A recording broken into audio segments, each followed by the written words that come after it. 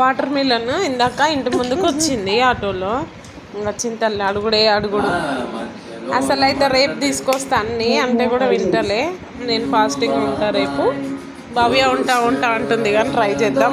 తింటుందో ఆకలేసి ఉంటుందో. అయితే ఇలా కట్ చేసి సూపర్ ఉంది. కట్ చేసి సాల్ట్ వేసుకొని తింటే సూపర్ ఉంది.